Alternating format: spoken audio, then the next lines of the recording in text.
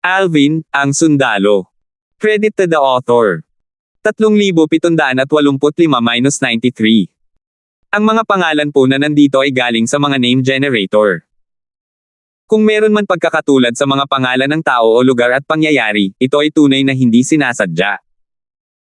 Nagtinginan sina Pojen at Alvin saglit bago tumingin si Pojen kay TJ at umiling habang sinasabing, hindi ako sigurado kung mananalo ako. Pagkarinig pa lang ng boses ni Pojen, agad na nagkagulo ang lahat.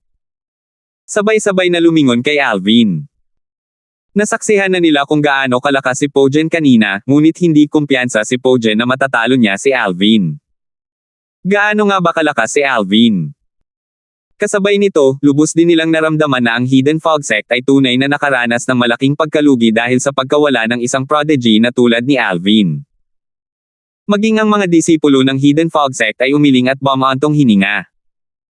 Marami sa kanila ang nag-isip na hindi mapapahiya ang Hidden Fog Sect kung si Alvin ay nasa kanilang sekta pa rin. Mabuti na lang at may kamalayan ka sa sarili, natatawang sabi ni TJ matapos marinig ang sagot ni Pojen.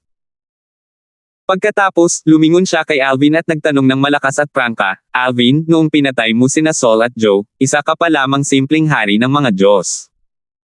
Ngayong mahigit 20 taon na ang lumipas, nakalusot ka na ba at naging isang intermediate na hari ng mga Diyos?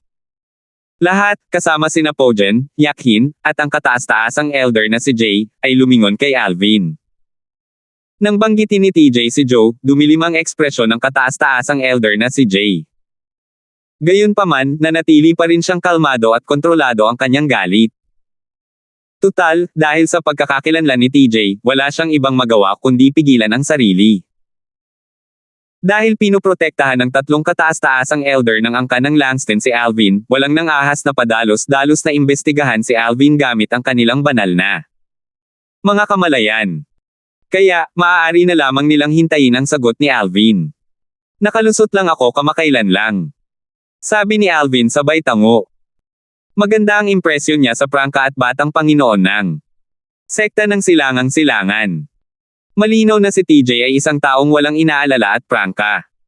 Kaya naman, hindi siya nena sa tanong nito. Ang galing. Nag-thumbs up si TJ kay Alvin habang sinasabing, doon.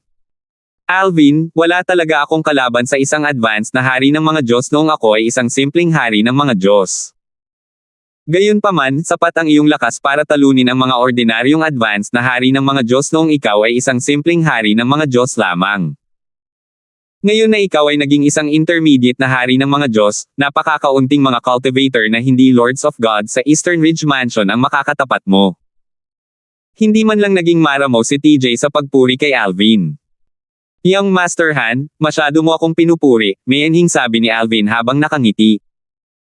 Inaabangan ko ang pakikipaglaban sa iyo sa Latent Dragon Grand Contest kahit na hindi ako sigurado kung matatalo kita. Natatawang sabi ni TJ. Samantala, matapos aminin ni Alvin na siya ay naging isang intermediate hari ng mga Diyos, lahat, kasama na ang mga ordinaryong disipulo mula sa Hidden Fog Sect, 10,000 Devil Sect, at ang Meyer Clan, ay nagulat. Sa kabilang banda, hindi nagulat ang mga may matataas na katayuan mula sa tatlong puwersang may ranggong Panginoon. Alam na nila ito noon pa. Muli, si Alvin ang naging sentro ng atensyon ng lahat. Pagkalipas lamang ng 15 minuto ay unti-unting tumigil ang mga tao sa pagtitig sa kanya at nagsimulang umalis ng paisa-isa. Ang mga may mabuting ugnayan ay nagtipon upang mag-usap habang ang iba ay nakatayo kasama ang kani-kanilang mga puwersa. Marami sa kanila ang nag-uusap tungkol kay Alvin na naging isang intermediate na hari ng mga Diyos. Ang angkan ng Meyer ay nanindigan kasama ang angkan ng Langston. Lumapit si Norven kay Alvin at nagsimulang makipag-usap kay Alvin. Alvin, hindi ko alam na magiging isa kang intermediate King of Gods.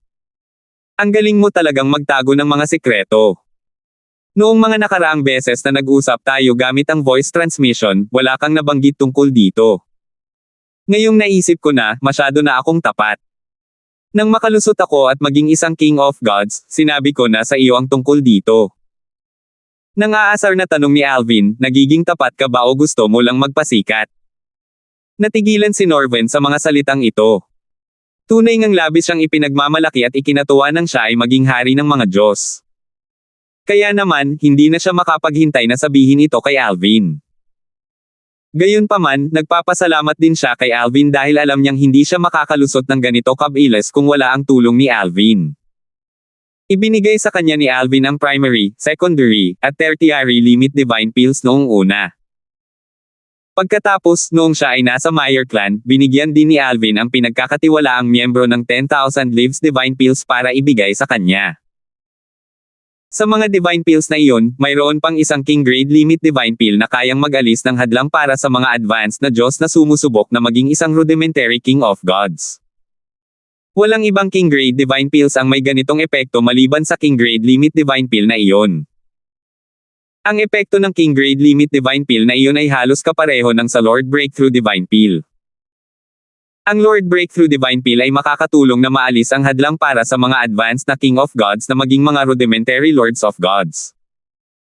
Hindi lang iyon, maaari rin itong palakasin at patatagin ang cultivation ng isang tao pagkatapos maging isang rudimentary lord of gods. Pagkatapos ng ilang pag-uusap, biglang nagtanong si Alvin, may balita ka ba tungkol kay Darren Drake? Walang narinig si Alvin tungkol sa kanyang kaibigan sa Hidden Fog Academy ng Skywind City matapos sabihin sa kanya ni Norvan na umalis na si Darren Drake sa Hidden Fog Academy. Sa paglipas ng mga taon, sinubukan din niyang magpadala ng mga mensahe kay Darren Drake, ngunit wala siyang natanggap na tugon. Kung hindi dahil sa buo na soul pearl ni Darren Drake, iisipin niyang patay na si Darren Drake. Hindi. Umiling si Norvan. Naguguluhan niyang sabi, sinubukan ko siyang kontakin ng mahigit 100 beses sa nakalipas na mga taon, pero wala akong natanggap na reply. Hindi ko alam kung ano ang ginagawa niya o kung bakit hindi siya sumasagot sa mga mensahe natin. May nalaman ka ba tungkol sa kanyang pinagmulan? Tanong ni Alvin. Matapos siyang umalis nang walang sinasabi, sinubukan kong alamin ang kanyang pinagmulan, pero wala akong nakita. Parang bigla siyang sumulpot ng biglaan sa Skywind City, sagot ni Norvan. Sigurado akong mayroon siyang makapangyarihang pinagmulan. Sa pinakamababa, dapat ay mula siya sa isang puwersang may ranggong Panginoon, sabi ni Alvin. Naalala niya ang panahon nang sinabi sa kanya ni Darren Drake na ang angka ng mga may ranggong hari na taong ay hindi maglalakas loob na kumilos laban sa kanya hanggat nasa tabi niya si Darren Drake. Dahil dito, medyo halata na hindi simple ang pinagmulan ni Darren Drake. Ngayong nawala si Darren Drake nang walang sinasabi, mas naging misteryoso si Darren Drake. Bakit mo nasabi yan? Tanong ni Norvan. Hindi niya alam ang tungkol sa nakaraang pag-uusap ni na Darren Drake at Alvin. Naintindihan lang niya ito pagkatapos ipaliwanag sa kanya ni Alvin. Bagamat sandali pa lang kaming magkaibigan ni Darren Drake, alam kong hindi siya mahilig magyabang. Dahil sinabi niya sa iyo ang mga salitang iyon, siguradong may kumpiyansa siya. Iniisip ko kung saang puwersa siya nanggaling. Kung alam lang natin, hinanap sana natin siya, sabi ni Norvan. Pagkatapos, sumimangot siya habang nagtatanong, Alvin, ano sa tingin mo ang nangyari kay Darren Drake? Bakit hindi siya nag-reply sa mga mensahe natin? May dalawang posibilidad, sabi ni Alvin. Una, siya ay nasa isang closed-door cultivation at hinaranggan ang lahat ng uri ng komunikasyon. Pangalawa, ang kanyang spatial ring na naglalaman ng ating soul pearls ay kinumpiska, at ang kanyang buhay ay nasa panganib. Nagpalagay si Alvin na maaaring nasa panganib si Darren Drake at kinumpiska ang spatial ring ni Darren Drake dahil walang posibilidad na mawala ni Darren Drake ang kanyang spatial ring. Tutal, kung mawawala ni Darren Drake ang kanyang spatial ring, ang spatial ring ay magbibigay ng senyales na magbibigay daan sa kanya upang mahanap ito. Lumipas ang 3 araw sa isang kisap-mata lamang. Sa oras na ito, isang malaking pulutong na ang nagtipon sa labas ng lupain ng Flying Dragon Sect. Kabilang sa mga tao ang mga kalahok, mga kamag-anak na dumating upang magpaalam sa mga kalahok, at ang mga pumunta upang manood ng palabas. Sa wakas, magsisimula na ngayon ang mga pagsusulit sa pagpasok para sa Flying Dragon Sect. Tanging ang mga makapasa sa unang pagsusulit dito ang maaaring makapasok sa ari-arian ng Flying Dragon Sect upang lumahok sa mga sumusunod na yugto ng pagsusulit. Ang mga nakapasa sa unang pagsusulit ay pinapayagang magdala ng isang tao sa ari-arian ng Flying Dragon Sect. Ito ay upang maisama ng mga kalahok ang kanilang mga nakatatanda sa sekta upang mapanood ang kanilang pagtatanghal sa mga susunod na pagsusulit. Ang patakarang ito ay ipinatupad na simula pa noong 1,000 taon na ang nakalilipas, sabi ng isang disipulo mula sa angkan ng Langston. Alam ni Alvin ang unang pagsubok na kailangang pagdaanan ng isang tao bago siya papayagang makapasok sa lupain ng Flying Dragon Sect. Gayunpaman, ngayon niya lang napagtanto na ang mga nakapasa sa unang pagsubok ay pinapayagang magdala ng isang elder sa sekta. Hindi nakakagulat na hindi niya ito alam dahil ang alam niya tungkol sa pagsusulit sa pagpasok sa Flying Dragon Sect ay mula sa isang aklat na nabasa niya sa angkan ng Langston.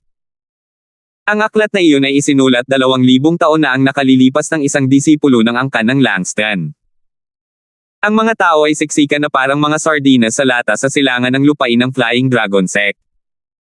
Sa sandaling ito, may sumigaw, nandito na ang mga tao ng Flying Dragon Sect.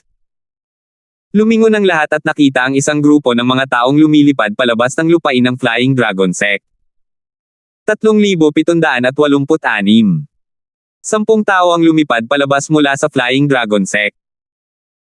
Kabilang sa kanila ay mga binata, mga lalaking nasa katanghaliang gulang, mga matatandang lalaki, isang magandang dalaga, at 2 matandang babae. Isa sa mga matatandang lalaki, na nangunguna, ay tumingin sa karamihan bago malakas na nagsabi, lahat, maligayang pagdating sa Flying Dragon Sect. Ako si Percy, isang inner elder ng Flying Dragon Sect. Sigurado akong karamihan sa inyo ay narito upang lumahok sa entrance exam ng aming sect o sumama sa mga kalahok. Pagkatapos nito, isasagawa namin ang unang pagsusulit. Ang mga nakapasa sa unang pagsusulit ay papayagang lumahok sa entrance exam. Sandali munang tumigil si Percy bago nagpatuloy sa pagsasalita. Susunod, sisimulan natin sa pagsusulit para sa mga gustong maging inner disciples ng Flying Dragon Sect. Iisa lang ang kailangan para sa mga kalahok, lahat ng kalahok ay dapat na wala pang 10,000 taong gulang. Natural na alam na ito ng lahat ng naroon. Sinabi ni Percy, ang pagsusulit para sa mga panloob na disipulo ay hahatiin sa 3 round. Ang unang round ay para sa mga disipulo na nasa edad na 8,000 hanggang 10,000 taong gulang.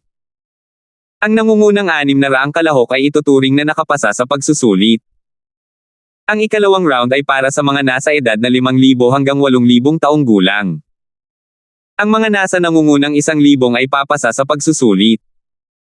Panghuli, ang ikatlong round ay para sa mga wala pang 5,000 taong gulang, at ang mga nasa nangungunang 100 ay ituturing na nakapasa sa pagsubok. Alam ito ng lahat dahil katulad pa rin ito ng mga nakaraang panahon. 200 kalahok lamang ang pipiliin mula sa mga wala pang 5,000 taong gulang dahil ang mga napakabata ay karaniwang hindi gaanong malakas. Sa halip na sayangin ang mga mapagkukunan ng Flying Dragon Sect para linangin ang mga mahiwagang ito, mas makabubuting iwanan muna sa mga puwersang may ranggong Panginoon ang pag-aalaga sa kanila bago sila sumali sa ating Flying Dragon Sect, prangkang sabi ni Percy. Nakausap na ni Renjin si Alvin tungkol dito noon. Natural lang na mas gugustuhin ng Flying Dragon Sect na ang mga puwersang may ranggong Panginoon ang mag-alaga sa mga prodigy kaysa sayangin ang sarili nilang mga mapagkukunan para gawin ito. Tutal, ang mga prodigy na ito ay sasali rin naman sa Flying Dragon Sect. Bukod dito, mas kapaki-pakinabang din ito para sa karamihan ng mga prodigy. Tutal, noong hindi pa sila lubos na lumalago, ang mga mapagkukunang ibinibigay sa kanila sa isang puwersang may ranggong Panginoon ay magiging mas mahusay kaysa sa mga nasa Flying Dragon Sect. Ang mga inapo ng matataas na opisyal mula sa mga pangunahing puwersang may ranggong Panginoon ang mabibigyan ng pinakamahusay na mapagkukunan sa kani-kanilang puwersa. Kung sasali sila sa Flying Dragon Sect bilang isang panloob na disipulo, ang kanilang mga mapagkukunan sa Flying Dragon Sect ay maaaring kapareho ng natanggap nila mula sa kani-kanilang puwersa. Gayunpaman, para sa mga magiging panlabas na disipulo ng Flying Dragon Sect, ang kanilang mga mapagkukunan sa Flying Dragon Sect ay magiging mas mababa kaysa sa natanggap nila mula sa kani-kanilang puwersa. Ito ang isa sa mga dahilan kung bakit si Jessica, ang ikatlong batang binibini ng angkan ng Meyer, ay kailangang bumalik sa angkan ng Meyer kung hindi siya magiging isang panloob na disipulo ng Flying Dragon Sect. Hindi niya maaaring manatili sa Flying Dragon Sect bilang isang panlabas na disipulo. Kapag lumakas na siya, maaari na niyang subukang pumasok muli sa Flying Dragon Sect bilang isang panloob na disipulo. Bagamat ang kapatid ni Jessica ay isang White Dragon Elder sa Flying Dragon Sect, kung pag-uusapan ang mga mapagkukunan, hindi niya ito mabibigyan ng espesyal na pagtrato. Sa oras na ito, sinabi ni Percy, yaong mga mula sa mga puwersang may ranggong Panginoon, humakbang kayo paarap. Sunod-sunod na humakbang paarap si Alvin, ang mga miyembro ng angkan ng Langston, at ang iba pa mula sa iba't ibang puwersang may ranggong Panginoon. Nagmamadaling tumabi ang mga walang kaugnayan upang magbigay daan. Bagamat nagalit sila na ang mga mula sa mga puwersang may ranggong Panginoon ay binigyan ng mga espesyal na pribilehyo, natural lamang na hindi sila nang ahas na magreklamo. Bukod dito, karamihan sa mga puwersang may ranggong Panginoon dito ay kaanib ng emperador na Flying Dragon Sect. Ganoon naman talaga ang nangyayari sa mundo. Itinuon ni Percy ang tingin sa mga nasa hanay ng mga Panginoon habang sinasabi, ngayon, maaari bang humakbang pasulong ang mga batang henyo na nasa edad 8,000 hanggang 10,000? Isang grupo ng mga tao, kabilang si Pojen, ang masunaring humakbang paarap. Nagulat si Alvin nang makita niyang wala si TJ sa mga taong lumapit. Si TJ ba ay wala pang 8,000 taong gulang? Tutal, ayon kay Norven, ang lakas ni TJ ay maihahambing sa lakas ni Pojen kahit na hindi siya kasing lakas ni Ender, ang batang Panginoon ng 10,000 Devil Sect. Para bang nababasa niya ang iniisip ni Alvin, sinabi ni Norvan sa pamamagitan ng voice transmission, ang TJ ay mahigit 6,000 taong gulang pa lamang. Norvan, hindi mo ba ako masyadong pinapansin? Kung libre ka, dapat mong gugulin ang oras na iyon sa pakikipag-usap sa ikatlong batang binibini ng angkan ng Meyer, sabi ni Alvin sa pamamagitan ng voice transmission. Nang marinig ito, sumulyap si Norven kay Jessica na may guilt na ekspresyon sa mukha. Sa sandaling ito, ang atensyon ni Jessica ay nakatuon sa mga batang henyo na humakbang paarap. Pagkatapos, nagulat siyang sinabi kay Norvan, mayroong mahigit 500 kalahok mula sa iba't ibang puwersang may ranggong Panginoon sa pagitan ng edad na 8,000 at 10,000. Halos 600 kalahok ang humakbang pasulong. Dahil mayroong 19 na puwersang may ranggong Panginoon na naroroon, nangangahulugan ito na ang bawat puwersang may ranggong Panginoon ay may humigit kumulang 30 kalahok. Kung isasaalang-alang ang mga kalahok mula sa iba pang mga pangkat ng edad, ang bawat puwersang may ranggong Panginoon ay nagdala ng humigit kumulang 100 kalahok dito.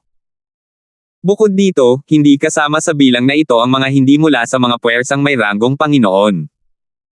Ang pinakamaraming kalahok ay nasa pangkat ng edad na 8,000 hanggang 10,000 taong gulang. Malakas na sinabi ni Percy, gagamitin ko na ngayon ang isang formation compass para lumikha ng isang kalaliman. Ang kailangan mo lang gawin ay bumaba sa ilalim ng kalaliman at umalis sa kalaliman pagkatapos noon. Ang iba pang mga kalahok sa iyong pangkat ng edad na hindi mula sa mga puwersang may ranggong Panginoon ay papasok din sa kalaliman ng sabay upang makipagkompetensya sa iyo. Napalakas ang boses ni Percy habang patuloy na sinasabi, bagamat karamihan sa inyo ay pamilyar sa pagsusulit, sigurado akong may ilan din na walang alam. Kaya, tatalakayin ko ang mga detalye ng isang beses. Ang layunin ay ang umalis sa kalaliman na nilikha ng formation. Bukod sa pagpatay, maaari mong gawin ang anumang gusto mo doon. Maaari mong pigilan ang iyong mga kakompetensya sa pag-alis ng kalaliman o maaari mong tulungan ang ibang kalahok na umalis sa kalaliman.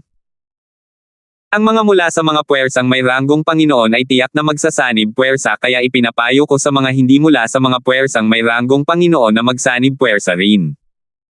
Kung hindi, mahihirapan kang makapasa sa pagsusulit.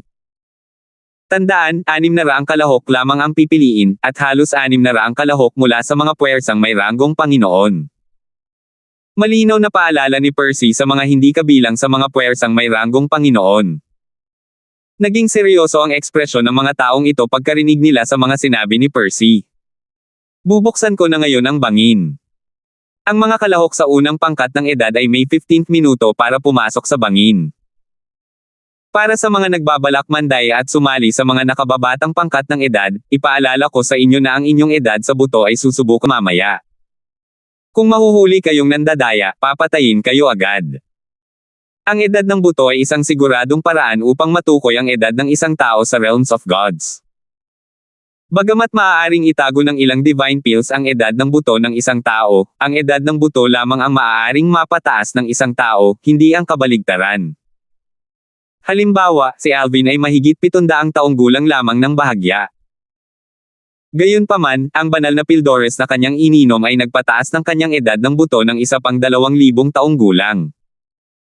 Kaya naman, kung susuriin siya, matutuklasan ng mga tao na siya ay nasa 2,700 taong gulang. Sinadya ni Alvin na dagdagan ang kanyang edad dahil ayaw niyang makaakit ng masyadong atensyon.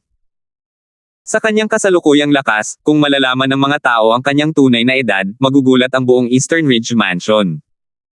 Sa kasaysayan ng Eastern Ridge Mansion, walang katulad niya. Samantala, pagkatapos magsalita ni Percy, agad na pinagpawisan ng malamig ang mga nagplanong mandaya at inalis ang kanilang mga iniisip na mandaya.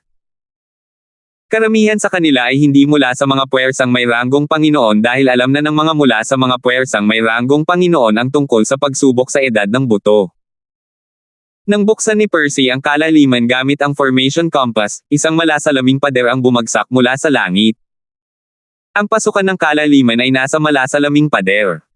Maaari ka nang pumasok ngayon. Swoosh! Swoosh! Swoosh! Kasunod nito, ang mga kalahok, sila man ay mga cultivator na walang sekta o mula sa mga puwersang may ranggong Panginoon o Panginoon, ay sunod-sunod na tumalon sa kalaliman ng salamin. Nakita ni na Alvin at ng iba pa, na nanatili sa labas, na ang mga kalahok na nakarating sa ilalim ng kalaliman ng salamin ay mukhang kasing liit ng mga langgam. Akala ko hindi magtatagal bago ako makaalis dahil hindi naman ganoon kalalim ang bangin kanina. Nakakapanlin lang talaga ang mga itsura, naisip ni Alvin sa sarili. Pagkatapos, naalala niya ang pagsusulit na kinailangan kunin ng mga inner disciple na mga advanced gods noong core disciple assessment sa Hidden Fog Sect. 3,787.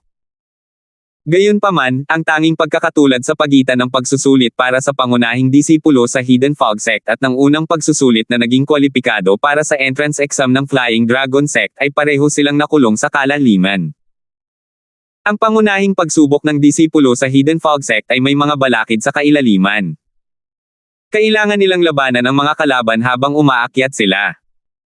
Bukod dito, hanggat nakakalabas sila sa kailaliman, gaano man karami ang bilang, makakapasa sila sa pagsubok. Sa kabilang banda, ang unang pagsusulit upang maging kwalipikado para sa pagsusulit sa pagpasok ng Flying Dragon Sect ay walang anumang balakid sa kailaliman. Kailangan lamang umalis sa kailaliman. Gayunpaman, tanging ang unang 600 kalahok na unang umalis sa kailaliman ang ituturing na nakapasa sa pagsusulit. Natural na may kalamangan ang mga may mabilis na bilis. Ang mga mas mabagal ay maaari pang magsimulang maglaban-laban para makakuha ng pwesto sa nangungunang 600. Pagkatapos ng 15 minuto, inanunsyo ni Percy ang pagsisimula ng pagsusulit. Sa ilalim ng mapagmasid na mga mata ng lahat, ang mga kalahok sa ilalim ng kalaliman ay nagsimulang gumawa ng kanilang mga galaw. Swoosh! Swoosh! Swoosh! Isa-isang pumailan lang ang mga figure sa bilis ng kidlat. Si Alvin, na may malinaw na paningin, ay nakita si Pojen sa 12 kalahok na nangunguna. Ang 12 tao ay binubuo ng mga mula sa mga puwersang may ranggong Panginoon at mga hindi mula sa mga puwersang may ranggong Panginoon. Laking gulat niya, halos kalahati sa kanila ay hindi mula sa mga puwersang may ranggong Panginoon. Hindi ko talaga inaasahan na ganito karami ang mga henyo mula sa mga puwersang walang ranggong Panginoon. Lahat sila, walang pagbubukod, ay mga advanced na hari ng mga Diyos, naisip ni Alvin sa sarili. Bukod dito, ang mga taong ito ay hindi lamang mga ordinaryong advanced na hari ng mga Diyos. Maihahambing sila sa ilan sa mga elder ng mga puwersang may ranggong Panginoon. Sa mga taong ito, ang ilan sa kanila ay mas mahina kaysa kay Pojen, ngunit dahil naunawaan nila ang batas ng hangin, ang kanilang bilis ay napakabilis. Bukod doon, sa mahigit 100 tao na nangunguna, mayroon ding miyembro ng angkan ng Langston na pamangkin ni Renjin. Ang pangalan niya ay Chester Langston. Ilang beses na siyang nakilala ni Alvin kaya maituturing silang magkakilala. Batay sa alam ni Alvin, si Chester ay magiging 10,000 taong gulang na sa loob ng humigit kumulang 100 taon. Kaya naman, ito na ang huling pagkakataon ni Chester na lumahok sa pagsusulit sa pagpasok ng Flying Dragon Sect. Ha! Nang akala nina Alvin at ng iba pa na sina Chester, Pojen, at ilan pang iba ang unang aalis sa kalaliman, biglang nagbago ang mga pangyayari. Biglang nagsanib puwersa sina Chester, Pojen, at ang iba pa mula sa mga puwersang may ranggong Panginoon upang labanan ang ilang taong hindi mula sa mga puwersang may ranggong Panginoon. Ano ang sinusubukan nilang gawin? Naguguluhan si Alvin. Maya-maya, may nagpaliwanag, hindi magugulat ang mga nakapanood na nito noon. Palagi itong nangyayari.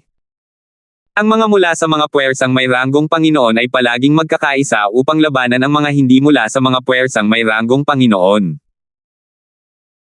Dahil limitado ang mga lugar, lumalaban sila para ang kanilang mga kapantay mula sa mga puwersang may ranggong Panginoon ay makapasok sa top 600. Dahil dito, sa wakas ay naunawaan ni Alvin ang nangyayari. Gayunpaman, hindi niya inakalang mapipigilan ng mga mula sa mga puwersang may ranggong Panginoon ang lahat. Bukod dito, sa 12 ng mga taong nangunguna, hindi kakaunti ang bilang ng mga hindi mula sa mga puwersang may ranggong Panginoon.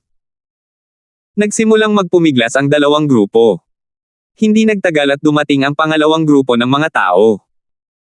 Dahil mas marami na ang mga tao mula sa mga puwersang may ranggong Panginoon, naisip ni Alvin na tila medyo hindi patas ang laban. Gayunpaman, hindi nagtagal at dumating ang mga karagdagang sundalo para sa mga hindi mula sa mga puwersang may ranggong Panginoon. Sinimulan nilang targetin ang mas mahihinang kalahok mula sa mga puwersang may ranggong Panginoon. Dahil dito, marami sa mga mahihinang kalahok mula sa mga puwersang may ranggong Panginoon ang nasugatan at walang ibang nagawa kundi bumaba at pagalingin ang kanilang mga pinsala. Nang sumugod sina Pojen at Chester upang tulungan ang kanilang mga kasamahan, huli na ang lahat. Bukod dito, inatake rin ang dalawa. Ang laban ay lalong naging magulo, at mas maraming tao ang nasugatan. Sa huli, ito ay naging isang kompetisyon ng lakas. Kahit sino pa sila, basta't sinusubukan nilang lumipad pataas, matitigil sila. Para bang hindi sila titigil sa pakikipaglaban hanggat hindi umaabot ang bilang ng mga taong natitira sa halos bilang ng mga lugar na inilaan. Patuloy silang lumaban at naghanap ng pagkakataong makaalis sa kalaliman. Walang magawa ang mahihina dahil nasugatan sila. Kaya naman, lumaban ang malalakas mula sa magkabilang panig habang ang mga may katamtamang lakas ay sinubukang umalis sa kalaliman. Ganito rin ang nangyari sa magkabilang panig. Napakatindi. Bumantong hininga si Alvin sa eksenang nasa harap niya. Pagkatapos, tumingin siya kay Zayden at nagtanong ng may pagtataka, kataas-taasang Elder Zayden, mangyayari rin ba ang parehong bagay sa iba pang dalawang round? Tumango si Zayden. Oo. Pagkatapos, ngumiti siya habang patuloy na sinasabi, Alvin, umaasa sa iyo ang angkan ng Langston na makapasa sa round para sa pangkat ng edad na wala pang 5,000 taong gulang. Kung may kakayahan ka, mabuti kung matutulungan mo ang mga mula sa angkan ng Langston at ang angkan ng Meyer. Dahil dyan, may utang na loob ang angkan ng Meyer sa iyo at sa angkan ng Langston. Nang marinig ito, mapait na napangiti si Alvin. Kataas-taasang Elder Zayden, masyado mo akong pinahahalagahan. Gayunpaman, gagawin ko ang aking makakaya upang matulungan sila. Sumulyap si Alvin sa nasugatang kalahok sa ilalim ng bangin at alam niyang hindi sila makakasali sa Flying Dragon Sect. Hindi man lang sila maaaring sumali sa Flying Dragon Sect bilang mga outer disciples dahil sa kanilang edad. Tanging ang mga wala pang 5,000 taong gulang ang pinapayagang lumahok sa pagsusulit upang maging mga outer disciple ng Flying Dragon Sect. Ang mga taong nasa una at pangalawang pangkat ng edad na bumagsak sa qualifying test ay hindi makakasali sa mga outer disciples ng Flying Dragon Sect. Nakakagulat naman. May mga Diyos pala talaga na nangangahas mang isda sa magulong tubig. Hindi nagtagal at napansin ni Alvin ang isang grupo ng mga Diyos, na hindi mula sa mga puwersang may ranggong Panginoon, na sinusubukang samantalahin ang sitwasyon upang makaalis sa kalaliman. Sa kasamaang palad, hindi nakakagulat, marami sa kanila ang nasugatan sa kanilang mga pagtatangka maliban sa ilan na protektado. Hindi ko talaga alam kung ano ang iniisip ng mga Diyos na iyon. Kahit na pinalad silang makapasa sa qualifying test, paano sila makakapasa sa entrance exam mamaya? Bukod pa rito, may ilang round ng pagsusulit para sa entrance exam, sabi ng isang tao mula sa angkan ng Langston. Kasunod nito, maraming tao ang nagsimulang tumawa sa mga Diyos na lumahok sa qualifying test ng Flying Dragon Sect. Habang lumilipas ang panahon, paunti ng paunti ang mga taong hindi nasaktan sa kalaliman. Sa oras na ito, sinabi ng isa sa mga kalahok, walang silbi ang patuloy na pakikipaglaban ngayon. Iilang lugar na lang ang natitira. Ang ibang mga kalahok ay likas na tumingin sa paligid. Matapos makumpirma na wala pang 600 katao ang natitira, tumigil sila sa pag-aaway. Pagkatapos, isa-isa silang lumipad pataas. Habang lumilipad sila pataas, ang mga taong nag-aaway kanina lang ay nagsimulang mag-usap habang lumilipad. Mahal ko, napakawalang awa mo kanina. Muntik mo nang maputol ang braso ko. Hindi ba't pareho kayo? Kung hindi ko naiwasan ang atake mo kanina, baka nawala na ako ng tenga. Hindi ba't tainga lang yan? Madali mo itong mapapatubo muli gamit ang isang divine peel. Ganito rin ang masasabi mo. Madali mong mapatutubo muli ang iyong braso. Sa realms of gods, maraming divine peels na kayang magpatubo muli ng mga buto at laman. Hanggat hindi ito masyadong matindi, madaling mapapanumbalik ng isang tao ang kanyang mga paa at kamay. Kung ang puso ng isang tao ay may butas, maaari pa siyang uminom ng divine pills upang pagalingin ang mga pinsala sa puso. Dahil dito, upang matiyak ang kamatayan ng isang tao, pinakamabuting sirain ang kanilang kaluluwa o durugan sila hanggang sa sila ay maging isa na lamang ulap ng dugo. Maya-maya, mahigit 500 katao ang nagtakbuhan palabas ng kalaliman habang pinagmamasdan sila ng lahat. May ilan na tumulong sa mga nasugatan na makaahon mula sa kalaliman. Karamihan sa mga taong ito ay mula sa mga puwersang may ranggong Panginoon. Ang iilang taong hindi mula sa mga puwersang may ranggong Panginoon, na tumulong sa mga nasugatan, ang pinakamabilis at kabilang sa iilang lumipad kasabay ni Napoleon at Chester. Walang saysay kahit tulungan mo pa siyang makapasa sa pagsusulit, sabi ni Chester, na tumutulong sa isang nasugatang miyembro ng angkan ng Langston, sa isang lalaking nasa katanghaliang gulang, kailangan niyang umasa sa sarili niya mamaya sa pagsusulit sa pasukan. Imposibleng makapasa sa pagsusulit ang isang mahusay na Diyos na tulad niya. Alam ko, sagot ng lalaking nasa katanghaliang gulang. Isa siya sa mga kalahok na hindi mula sa puwersang may ranggong Panginoon na nakaintindi sa batas ng hangin. Ang kanyang bilis ay maihahambing kina Chester at Pojan. Pagkatapos, nakangiti niyang sinabi, hindi ba't hiniling ninyo sa akin na magsama ng isang tao kanina? Gayunpaman, bukod sa aking kapatid, wala akong ibang kakilala. May ilan mula sa puwersang may ranggong hari na humingi ng tulong sa akin kanina, ngunit ang mga gantimpalang iniaalok nila ay hindi kaakit-akit. Bukod dito, mas mabuting tulungan ko ang aking kapatid. Nang marinig ito, hindi na nagsalita si Chester. Dahil dito, natapos na ang unang round ng qualifying test para maging inner disciples ng Flying Dragon Sect. 3,788. Sa 600 kalahok mula sa unang pangkat ng edad na nakapasa sa unang round ng qualifying test para sa mga inner disciples ng Flying Dragon Sect, mahigit 400 ang mula sa mga puwersang may ranggong Panginoon, at ang natitira ay mula sa mga puwersang walang ranggong Panginoon o mga cultivator na walang sekta. Kahit saang puwersa sila nagmula, ang mga malalakas ay madaling nakapasa sa qualifying test. Mayroon ding mga nakapasa lamang sa tulong ng iba. Ang mga taong ito ay nakatadhana na hindi lumayo. Kahit na makapasa sila sa qualifying test, tiyak na babagsak sila sa entrance exam. Sa halos lahat ng pagkakataon, patas ang pagsusulit para sa Flying Dragon Sect. Hanggat may kakayahan ang isang tao, madali siyang makakapasa. Gayunpaman, masasabing medyo nakakiling ito sa mga mula sa mga puwersang may ranggong Panginoon. Sa huli, mahigit 60% ng mga mula sa mga puwersang may ranggong Panginoon ang nakapasa sa unang round ng qualifying test, bulong ni Alvin sa sarili. Tiningnan niya ang mga miyembro ng angkan ng Langston na lumahok sa unang round at nakita niyang humigit kumulang 70% sa kanila ang nakapasa sa qualifying test. Matapos maitala ng isang tao ang mga pangalan ng mga nasa unang pangkat ng edad na kwalipikadong lumahok sa pagsusulit sa pasukan, ang 600 katao ay pinangunahan papasok sa lupain ng Flying Dragon sect ng isa sa mga inner elder na lumabas kasama si Percy kanina. Magsisimula na ngayon ang ikalawang round ng qualifying test, sabi ni Percy. Tumingin siya sa mirror abyss at malakas na sinabi, ang mga nasa pagitan ng 5,000 at 8,000 taong gulang ay humakbang paarap. Gusto ko kayong paalalahanan muli. Kung wala kayo sa pangkat ng edad na ito at papasok sa mirror abyss, papatayin kayo ng isang killing formation. Kasunod nito, isang grupo ng mga tao, kabilang si TJ. Ang batang Panginoon ng Eastern Oriental Sect, ay lumipad patungo sa kalaliman ng salamin. Sa isang kisap mata lamang, lumiit sila at naging kasing laki ng mga langgam sa ilalim ng mapagmasid na mga mata ng lahat.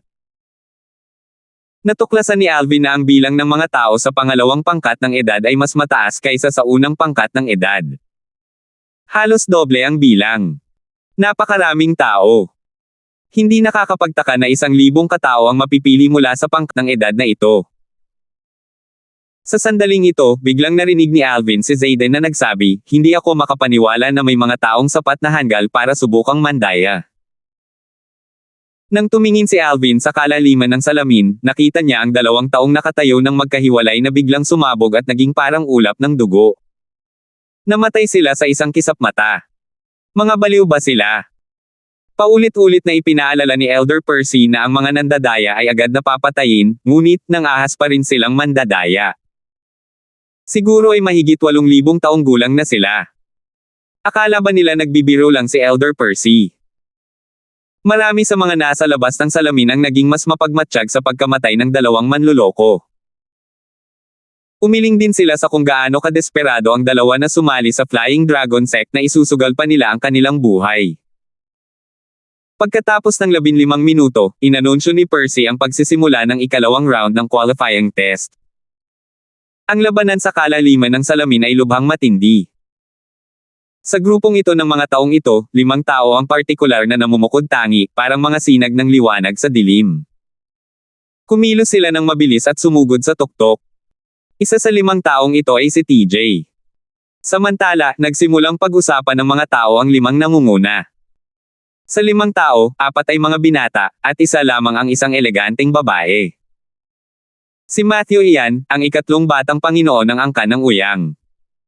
Sino ang 3 pa? Wala pa sila sa 8,000 taong gulang, pero maihahambing na sila sa mga kahangahangang nilalang tulad ni TJ at Matthew. Hindi ko sila kilala. Kilala ko ang dalagang iyon. Siya ang ika-7 disipulo ng Valley Master ng 10,000 Flowers Valley. Isa itong puwersang may ranggong hari. Kilala siya bilang Lady 7, ang ipinagmamalaki ng 10,000 Flowers Valley. Si Lady 7. Nabalitaan kong siya raw ang pinakanatatanging prodigy sa kasaysayan ng 10,000 Flowers Valley. Si Lady 7 ay nakasuot ng mahabang damit na kulay lavender, at ang kanyang mukha ay nakatago sa likod ng isang belo na kulay lavender. Ang kanyang magagandang mata ay kumikislap na parang mga bituin, at ang makikita sa kanyang balat ay kasing puti ng nyebe. Bagamat natatakpan ng belo ang kanyang mukha, hindi pa rin nito maitago ang kanyang kagandahan. 10,000 Flowers Valley. Tumaas ang kilay ni Alvin. Ito ang unang beses na narinig niya ang tungkol sa puwersang may ranggong hari na ito. Hindi ito nakakagulat dahil napakaraming puwersang may ranggong hari kaya imposibleng makilala silang lahat. Sa Skywind City pa lamang, marami ng puwersang may ranggong hari. Mayroon ding ilang puwersang may ranggong hari sa ilalim ng Hidden Fog Sect. Medyo nagulat si Alvin na may isang taong napakatalino mula sa isang puwersang may ranggong hari. Bukod pa rito, isa itong babae. Binibining 7. Hindi sinasadyang napadpad ang mga mata ni Alvin sa kaaya-aya at maliksi na figure sa kailaliman ng salamin. Bagamat maraming makapangyarihang babaeng eksperto, mas maliit pa rin ang kanilang bilang kaysa sa mga lalaking eksperto. Isang halimbawa ng isang babaeng eksperto ay ang kapatid ni Renjin. Isa siya sa pinakamalakas na makapangyarihang grupo sa angkan ng Langston. Kahit na magsanib puwersa sina Halvar at Malvar, hindi pa rin sila makakapantay sa kanya. Malapit na silang mag-away. Nang malapit nang marating ng 5 taong nangunguna ang labasan ng kalaliman, sa wakas ay kumilos na sila at nagsimulang lumaban. Tulad ng unang round, ang mga mula sa mga puwersang may ranggong Panginoon ay nagkaisa laban sa mga hindi.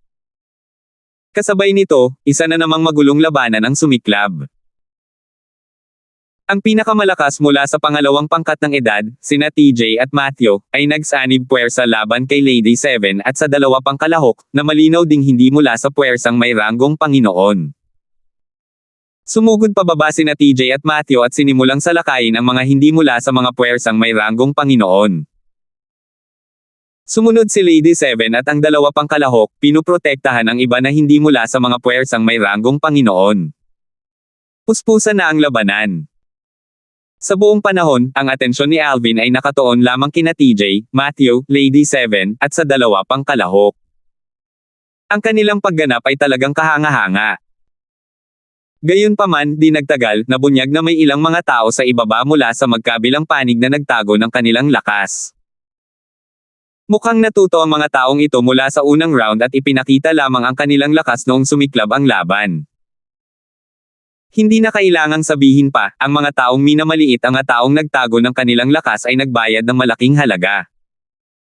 Sila ay malubhang nasugatan at pansamantalang hindi nakalipad pataas. Habang tumatagal, parami ng parami ang mga taong nasugatan. Katulad ng unang round, saka lamang natigil ang laban ng wala pang 1,000 katao ang natira. 12 mas malakas na kalahok din ang tumulong sa ilang tao na makaahon sa bangin pagkatapos ng maikling panahon ng negosasyon. Kasunod nito, isang matandang babae ang lumapit at sinabi sa 1,000 katao sa harap niya, pagkatapos maitala ang inyong mga pangalan, lumapit kayo sa akin, aakayin ko kayo sa lupain ng Flying Dragon Sect upang maghanda para sa pagsusulit sa pasukan.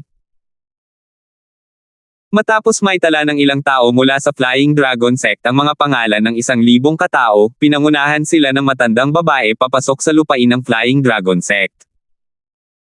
Habang ginagawa ito, napansin ni Alvin na ang mga mata ng matandang babae ay lubhang nagniningning nang tumingin ito kay Lady 7. Naisip niya, mukhang interesado ang matandang babae na iyon sa Lady 7 nanograms king rank na 10,000 Flowers Valley. Sa sandaling ito, ang boses ni Norvin ay umalangaw-ngaw sa mga tainga ni Alvin. Tayo na. Kahit sinubukan ni Norvin na manatiling kalmado, ang kanyang boses ay nagpapakita pa rin ng kaba sa kanyang puso. Tumango si Alvin bago sinabing, mamaya, kapag nagsimula na ang 3 round, ipapadala ko muna kayong dalawa rito. Tayo bang dalawa? Tanong ni Norvin, nalilitong tanong. Ikaw at ang 3 batang binibini ng angka ng Meyer, sabi ni Alvin habang nakatingin kay Norvin ng may kahulugan. Agad na natigilan si Norvin, dahilan para matawa si Alvin. Hindi niya inaasahan na si Alvin, na karaniwang seryoso, ay magkakaroon ng ganitong katangian.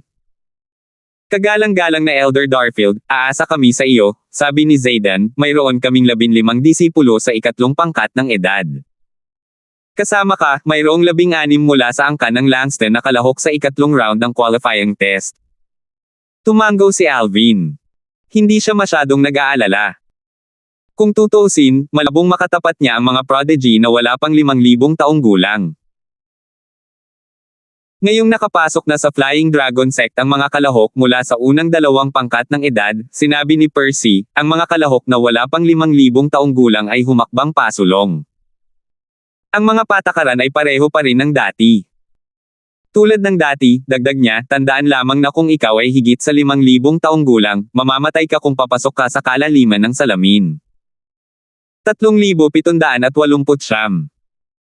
Mayroon lamang humigit kumulang 300 kalahok na wala pang 5,000 taong gulang mula sa 19 na puwersang may ranggong Panginoon, kabilang ang angka ng Langston. Sa 3 pangkat ng edad, ang pangkat ng edad na ito rin ang may pinakakaunting kalahok. Tutal, gaano man sila kagaling, dahil sa kanilang murang edad, magiging mahirap para sa kanila na mag-iwan ng marka sa Flying Dragon Sect ngayon. Bukod dito, mas makabubuti para sa kanila na manatili sa kani-kanilang puwersa sa edad na ito kumpara sa pagsali sa Flying Dragon Sect. Bagamat kakaunti ang mga kalahok sa pangkat ng edad na ito, marami sa kanila ang hindi mula sa mga puwersang may ranggong Panginoon. Matapos magtipon ang mga kalahok na wala pang 5,000 taong gulang, natuklasan ni Alvin na kakaunti ang mga kalahok mula sa mga puwersang may ranggong Panginoon. Sa kabaligtaran, marami ang hindi mula sa mga puwersang may ranggong Panginoon. Matapos makapasok sa kalaliman ng salamin, natuklasan niya na may libu-libong tao na hindi mula sa mga puwersang may ranggong Panginoon. Nangangahulugan ito ang kanilang bilang ay 3 beses na mas mataas kaysa sa mga mula sa mga puwersang may ranggong Panginoon. Para sa ikatlong round ng qualifying test, 200 katao lamang ang pipiliin para umusad. Mas mababa ang posibilidad na umusad kumpara sa una at ikalawang round. Bago pumasok sa kalaliman, ang mga hindi mula sa mga puwersang may ranggong Panginoon ay bumuo na ng isang alyansa. Pagkatapos makapasok sa kalaliman, lahat sila ay nakatitig ng mataman kay Alvin at sa iba pa mula sa mga puwersang may ranggong Panginoon. Sa sandaling ito, may nagsabi, "Makinig kayo." Sa unang 2 round, ang mga hindi mula sa mga puwersang may ranggong Panginoon ay nasa kawalan dahil sa pagkakaiba ng bilang. Gayunpaman, ang bilang natin ay higit na nalampasan ang bilang nila sa ikatlong round na ito. Kaya, dapat tayong magkaisa. Kailangan muna nating malubhang saktan silang lahat bago tayo maglaban para sa 200 pwesto. Dahil dito, maraming tao na hindi mula sa mga puwersang may ranggong Panginoon ang nagpahayag ng kanilang pagsang-ayon. Mayroon ding maliit na bilang ng mga tao na nanatiling tahimik sa takot na masaktan ang mga puwersang may ranggong Panginoon sa likod ng kanilang mga kalaban. Bukod sa mga miyembro ng angkan ng Langston, ang mga ekspresyon ng mga miyembro ng iba pang puwersang may ranggong Panginoon ay naging seryoso nang marinig ang mga salitang iyon.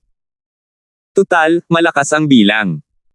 Kahit na malakas sila, marami pa rin ang kakampi ng kanilang mga kalaban. Kasabay nito, kalmadong tumingin si Alvin sa paligid ng kalaliman ng salamin habang iniisip ang kanyang natutunan. Ang kalaliman ng salamin ay isang malayang kaharian na nabuo ng isang pormasayon. Makikita ng mga nasa labas ang nangyayari sa loob sa pamamagitan ng isang panahon ng salamin na nabuo ng pormasayon. Nakatayo malapit kay Alvin ang 15 mahiwagang nilalang mula sa angkan ng Langston at 17 mahiwagang nilalang, kabilang sina Norvin at Jessica, mula sa angkan ng Meyer. Nang si Alvin, nakatabi ni Norvin at Jessica, ay bumalik sa kanyang katinoan at natuklasan na siya at ang isang grupo ng mga tao ay napapaligiran ng mga taong hindi mula sa mga puwersang may ranggong Panginoon. May kaunting bilang ng mga hindi mula sa mga puwersang may ranggong Panginoon na nakatayo sa di kalayuan. Bagamat ayaw nilang makialam, wala rin silang balak na tulungan ang kabilang panig. Sa oras na ito, isang disipulo mula sa isang puwersang may ranggong Panginoon ang nakatitig sa mga taong nakapalibot sa kanya at nagtanong ng may pagyayelo, "Hindi ba kayo natatakot sa paghihiganti mula sa ating kani-kanilang puwersa?" May napangisi. "Kahit gusto mong maghiganti, kailangan mo pa rin akong mahanap." Bukod dito, sino ang nakakaalam kung magiging inner elder ako ng Flying Dragon Sect pagkatapos nito? Dahil dyan, maglalakas loob kaya ang puwersang kinabibilangan mo na kumilos laban sa akin o sa aking angkan. Kung malaman ng Flying Dragon Sect na naghiganti ka dahil sa qualifying test, dapat kang mag-alala tungkol sa iyong angkan. Malinaw na ang mga nang-ahas na palibutan ang mga kalahok mula sa mga puwersang may ranggong Panginoon ay hindi natatakot sa mga kahinatnan. Kaya naman, walang silbi ang mga banta laban sa kanila. Malapit nang matapos ang 15 minuto. Kahit hindi ako pwedeng pumatay dito, masaya ako na maisip na masasaktan ko ang mga disipulo ng mga arrogant na Lord Rank forces na ito. Maaari nyo lang panoorin habang pumasa kami sa qualifying test, sabi ng isang tao pagkatapos tumawa. Dahil doon, may isa pang taong nagsabi ng may pang-insulto, "Paano kung galing kayo sa Lord Rank forces? Lahat kami ay wala pang 5,000 taong gulang. Gaano kayo kalakas kung wala kayong kakampi?" Ang grupo ng mga taong hindi mula sa mga puwersang may ranggong Panginoon ay isang magandang halo ng mga mula sa mga puwersang may ranggong hari, mga puwersang bandido na may ranggong hari, at mga cultivator na walang sekta. Marahil, sa kadahilanang ito, karamihan sa kanila ay walang kamalayan sa mga pinakabagong balita o kaganapan. Kaya naman, nang marinig ang mga nakakainsultong salita, halos lahat ng puwersang may ranggong Panginoon ay sabay-sabay na lumingon kay Alvin. Yaong mga hindi mula sa mga puwersang may ranggong Panginoon na nakatayo sa malayo ay nakatingin din kay Alvin. Kahit wala pa sa 5,000 taong gulang si Alvin, minsan na niyang napatay ang dalawang natatanging pangunahing disipulo mula sa Hidden Fog Sect. Higit sa lahat, ang dalawang pangunahing disipulo na napatay niya ay sapat ang lakas upang talunin ang mga ordinaryong advanced na King of Gods. Alam ng mga mula sa mga puwersang may ranggong Panginoon tulad ng Hidden Fog Sect, 10,000 Devils Sect, Eastern Oriental Sect, Iyer Clan, at Langston Clan na kahit si Pojan, na pangalawa lamang kay Ender sa 10,000 Devil Sect at kabilang sa mga nauna sa unang round ng qualifying test, ay nag-aalala kay Alvin at hayagang sinabi na hindi siya kumpiyansa na matatalo niya si Alvin. Sa madaling salita, kung lumahok si Alvin sa unang round ng qualifying test para sa age group, makakarating din siya sana sa pinakamataas na ranggo. Samantala, sa labas ng kalaliman ng salamin, si Edgar, ang pinuno ng angkan ng Langston, ay tumingin kay Zayden at nakangiting sinabi, kataas-taasang Elder Zayden, tila hindi pa naririnig ng mga taong iyon ang tungkol sa kagalang-galang na Elder Darfield dahil nangangahas silang palibutan siya at ang iba pa mula sa mga puwersang may ranggong Panginoon. Kay tanga naman. Ngumiti si Zayden at sinabing, marahil, iniisip nila na sa dami ng mga kalaban, mapipigilan nila si kagalang-galang na Elder Darfield. Nako, masyado lang silang nagpapahalaga sa kanilang sarili. Maging si Yakhin, ang pinuno ng sekta ng Hidden Fog Sect, at ang kataas-taasang Elder J ay tumingin ng may paghamak sa mga taong nakapalibot kay Alvin at sa iba pa. Bukod doon, may ilang mga tao rin na nagsisimulang mag-usap sa kanilang mga sarili. Mukhang nagawang bigyan ng babala ng mga namatay sa ikalawang round matapos silang mandaya ang mga taong may balak mandaya. Hindi ba't halata naman yun? Kung hindi, may nandaya rin sana sa round na ito. Lagi namang may mga taong hanggal na tangkang mandaya sa mga entrance exam ng Flying Dragon Sect. Pagkalipas ng 15 minuto, malakas na sinabi ni Percy, maaari ka nang magsimula. Sa kailaliman ng salamin.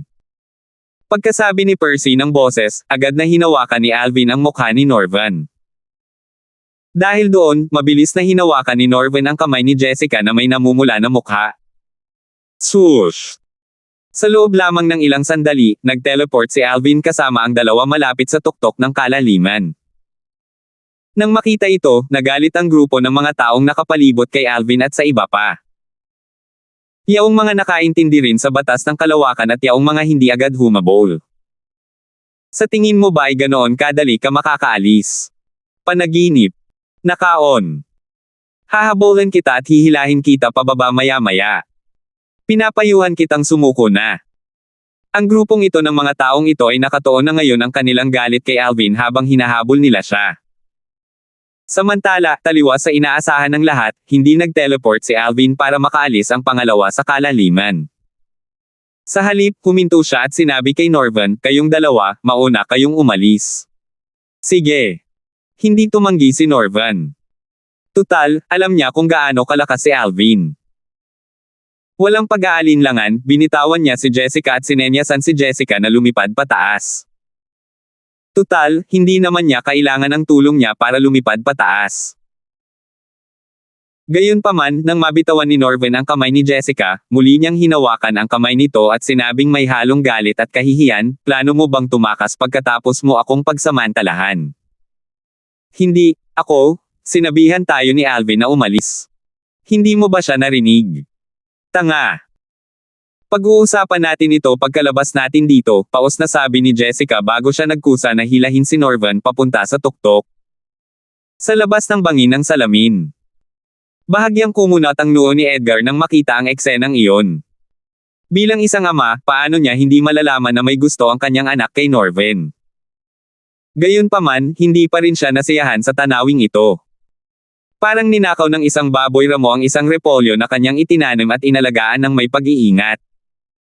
Hindi ka pwedeng umalis. Tigilan mo sila. Ang grupo ng mga taong hindi mula sa mga puwersang may ranggong Panginoon ay kararating lang sa ibaba ni na Alvin at ng iba pa at hahabol na sana nang makita nila sina Norvan at Jessica na lumilipad pataas. Gayunpaman, hindi nagtagal at lahat, plano man nilang mag-teleport o lumipad, ay biglang natigilan. Si Alvin, na nakalutang sa kawalan, ay bahagyang tinapik ang kanyang kanang paa bago lumitaw ang isang malakas na harang na nabuo mula sa kanyang banal na enerhiya at batas ng kalawakan, na humaharang sa mga tao sa ibaba. Dahil sa spatial barrier, walang makakadaan, kahit pa gumamit sila ng teleportation. Sa wakas, may bumulalas, isa siyang panggitnang hari ng mga Diyos. Ang ekspresyon ng mga hindi mula sa mga puwersang may ranggong Panginoon ay lubhang nagbago. Hindi nila inaasahan na ang binata na nakasuot ng lila ay isang intermediate na hari ng mga Diyos. Paano magiging intermediate na hari ng mga Diyos ang isang taong wala pang 5,000 taong gulang? Para sa mga wala pang 5,000 taong gulang, inuturing silang mga halimaw na talento sa Eastern Ridge Mansion kahit na naging ordinaryong mga simpleng hari ng mga Diyos lamang sila. 3,770. Nagulat ang grupo ng mga taong humahabol kay Alvin at sa iba pa nang makitang ang lakas ni Alvin ay kasen-lakas ng isang hari ng mga Diyos na nasa pagitan. Hindi makapaniwalang tumingin silang lahat sa kanya. Sa kabaligtaran, tumawa ang mga mula sa angkan ng Langston. Wala ba kayong alam na hindi pa ninyo naririnig ang tungkol sa kagalang-galang na Elder Darfield ng ating angkan ng Langston? Dahil dito, natanto ng iba. Siya si Alvin mula sa angkan ng Langston. Alvin. Natural lang, may ilan pa ring mga taong hindi pa nakakarinig tungkol kay Alvin. Nang marinig nila ang tungkol sa kanyang mga nagawa, sila ay nagulat. Tunay. Hindi pa nga siya 3,000 taong gulang. Kaya rin niya pinuhin ang mga God-grade limit divine pills. Tao ba talaga siya? Ang mga hindi mula sa mga puwersang may ranggong Panginoon ay kabilang sa mga puwersang malayo sa Flying Dragon Sect. Hindi lang iyon, karamihan sa kanila ay nasa closed-door cultivation din. Natural lamang na wala sa kanila ang nakarinig tungkol kay Alvin kahit na medyo kumalat ang pangalan nito. Nabalitaan ko na si Revered Elder Darfield mula sa angkan ng Langston ay nakakaintindi ng maraming triple fused profundities mula sa batas ng kalawakan. Noong siya ay nasa isang rudimentary King of Gods pa lamang, napatay niya ang 2 pangunahing disipulo ng Hidden Fog Sect na kapantay ng mga ordinaryong Advanced King of Gods. Ngayong isa na siyang Intermediate King of Gods, malamang ay bumuti ng malaki ang kanyang lakas kahit na ang kanyang pag-unawa sa batas ng kalawakan ay nananatiling pareho. Saan nanggaling ang ganoon kalaking talento? Kailangan pa ba siyang sumali sa mga entrance exam ng Flying Dragon Sect? Dahil sa kanyang mga kwalifikasyon, tatanggapin sana siya ng Flying Dragon Sect ng bukas palad. Marahil, ang layunin niya ay sumali sa Latent Dragon Grand Contest. Huwag mong kalimutan na ang mga mapasama sa top 10 ay gagantimpalaan ng Lord Breakthrough Divine Pills. Siguro nga, kayang alisin ng Lord Breakthrough Divine Pill ang hadlang para sa mga Advanced King of Gods na gustong maging mga simpleng Lord of Gods. Tanging mga Emperor rank Divine Alchemist lang ang makakapino ng ganitong pill. Siguradong nakatutok ang atensyon ni Alvin sa mga pill na ito. Nagsimulang mag-isip-isip ang grupo ng mga tao kung bakit sumasali si Alvin sa mga entrance exam ng Flying Dragon Sect, at hindi nagtagal ay nalaman nila ang dahilan. Sa oras na ito, habang ang iba ay gulat pa rin sa likas na talento at lakas ni Alvin, si Alvin, na tumatapak sa spatial barrier, ay malinaw na nagsabi, ang mga mula sa angkan ng Langston at angkan ng Meyer, ay aakyat mula sa panig na ito. Nagliwanag ang mga mata ng mga miyembro ng angkan ng Langston at ng angkan ng Meyer nang marinig ang mga salitang ito. Dali-dali silang lumipad patungo sa direksyon na itinuro ni Alvin kung saan makikita ang isang butas sa spatial barrier. Sa oras na ito, isang lalaking nasa katanghaliang gulang na hindi mula sa puwersang may ranggong Panginoon, na nakatayo malapit sa bokana ng spatial barrier, ang napangisi bago sinubong dumaan sa bokana. Sa kasamaang palad, hindi pa siya nakakalayo ng isang nakakatakot na spatial energy ang tumama sa kanya, na siyang ikinasugat ng husto. Bumagsak siya at nagsimulang samuka ng dugo habang humihina ang kanyang divine energy. Mamamatay na sana siya o magiging baldado kung hindi pinigilan ni Alvin ang kanyang lakas. Nang makita ito, ang ekspresyon ng mga nagplanong samantalahin ang pagkakataon at tumakas sa bokana ay lubhang nagbago. Salamat, kagalang-galang na Elder Darfield. Nagpasalamat ang ilan sa mga miyembro ng angkan ng Langston kay Alvin nang ligtas silang makapasok sa butas ng harang. Ang iba ay inggit na lamang ang napanood habang pinapanood ang mga miyembro ng angkan ng Langston at ang angkan ng Meyer na ligtas na umaakyat ng paisa-isa. Sa sandaling ito, ilan sa mga miyembro mula sa ibang puwersang may ranggong Panginoon ay lumapit kay Alvin upang magmakaawa sa kanya. Senior Darfield, dati kaming mga kapwa miyembro ng Hidden Fog Sect, matutulungan mo rin ba kami? Magalang na tanong ng isa sa Hidden Fog Sect. Alvin, kung tutulungan mo ang sarili mo, ipinapangako ko sa iyo na hinding-hindi malilimutan ng Eastern Oriental Sect ang biyayang ito, singit ng isang disipulo mula sa Eastern Oriental Sect. Nang marinig ito, nagsimulang magpanik ang mga hindi mula sa mga puwersang may ranggong Panginoon. Hindi malaking problema kung ang mga mula sa angkan ng Langston at angkan ng Meyer lamang ang tutulungan ni Alvin na makaalis sa bangin ng salamin.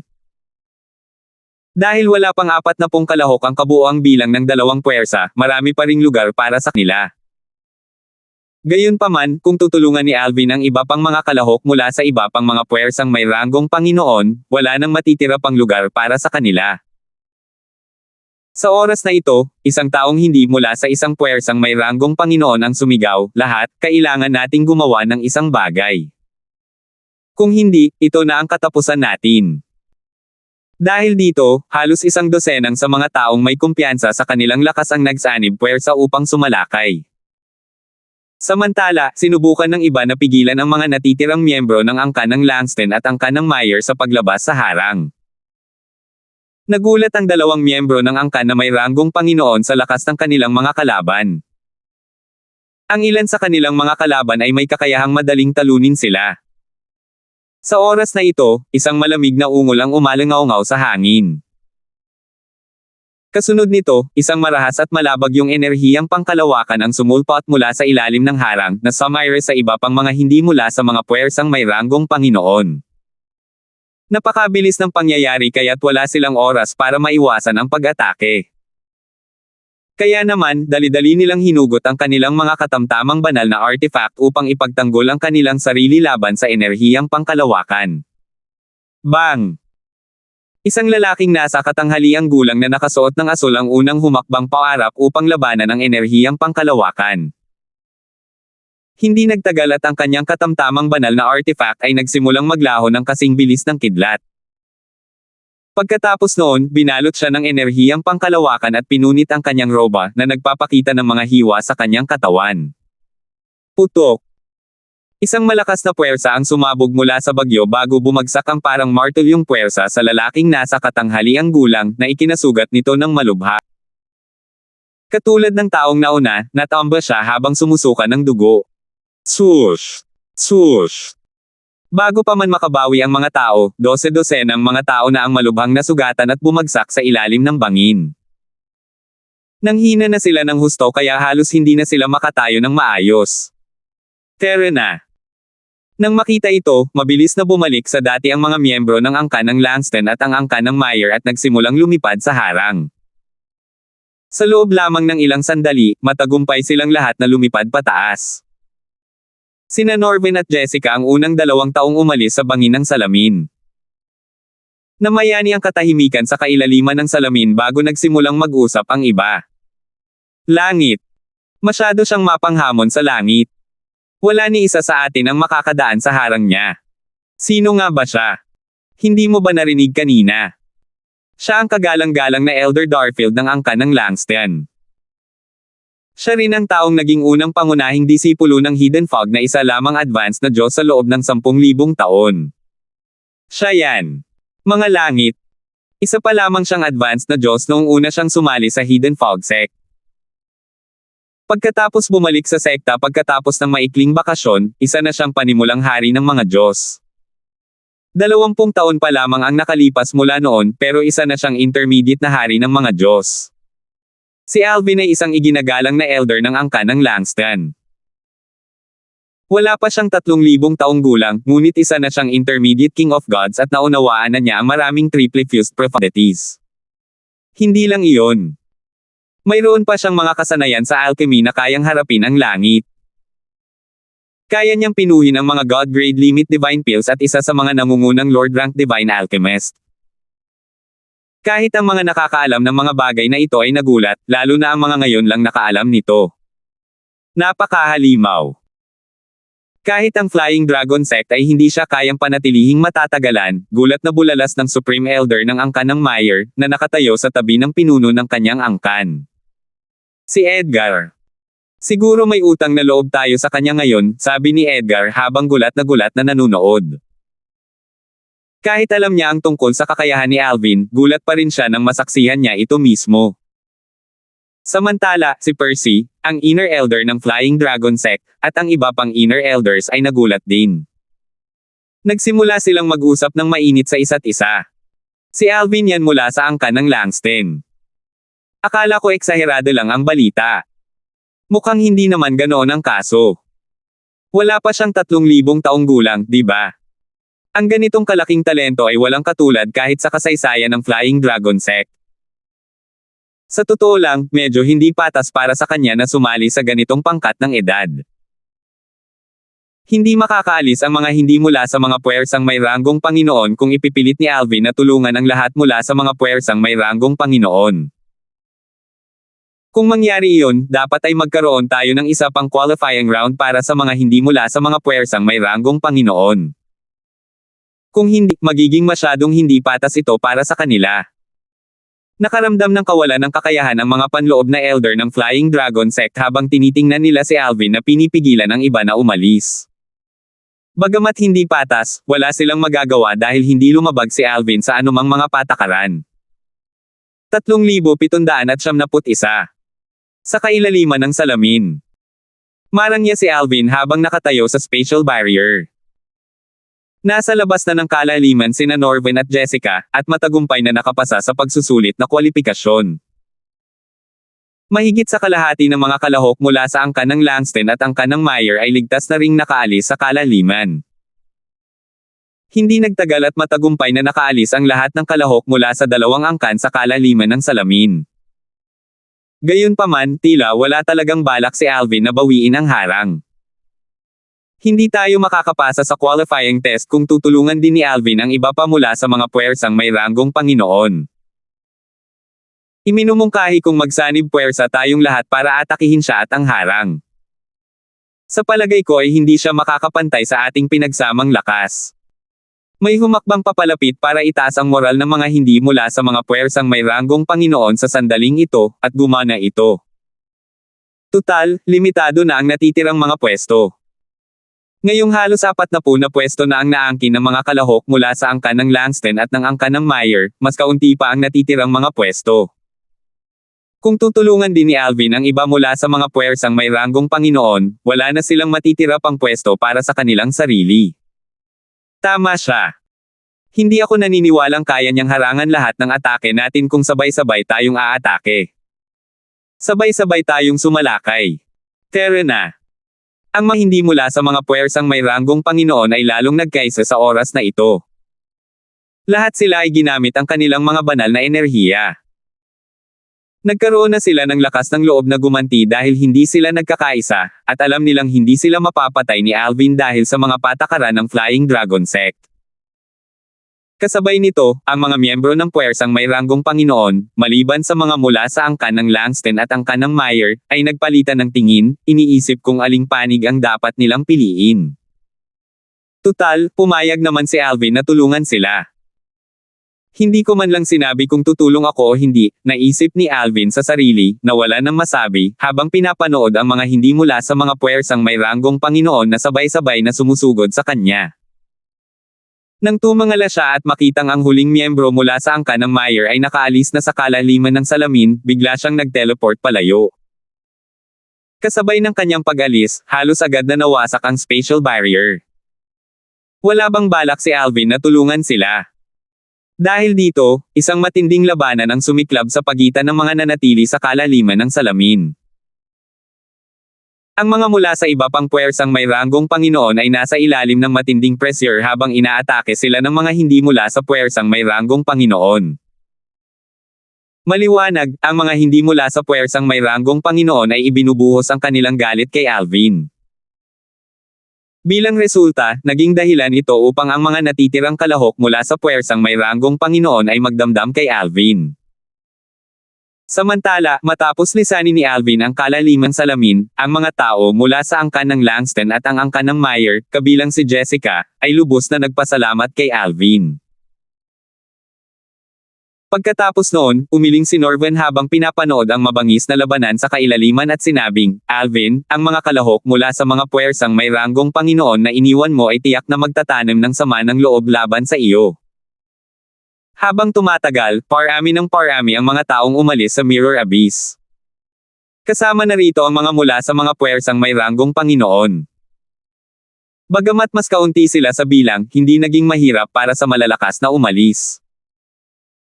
Gayunpaman, karamihan sa mga kalahok na matagumpay na umalis sa Mirror Abyss ay hindi mula sa mga puwersang may ranggong Panginoon.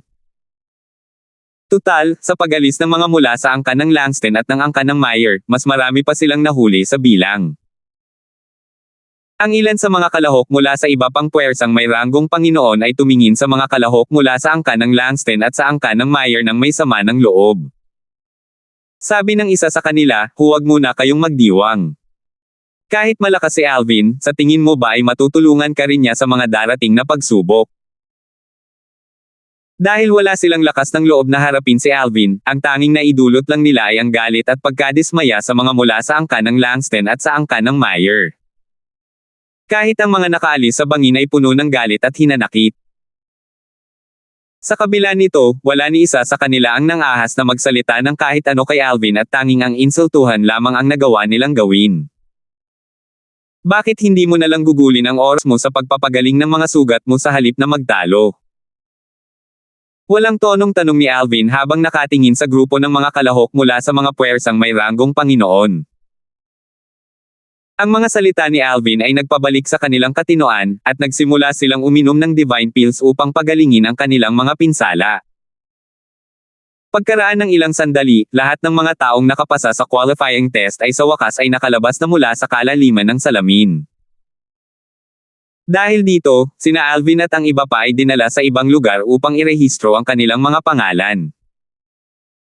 Sa oras na ito, isang inner deacon ng Flying Dragon Sect, na nakarinig tungkol kay Alvin, ay nagbigay ng thumbs up kay Alvin habang sinasabing, Alvin, tunay kang karapat-dapat sa iyong reputasyon. Akala ko ay pinalaki lamang ang mga chismis, ngunit napatunayan mo akong mali ngayon.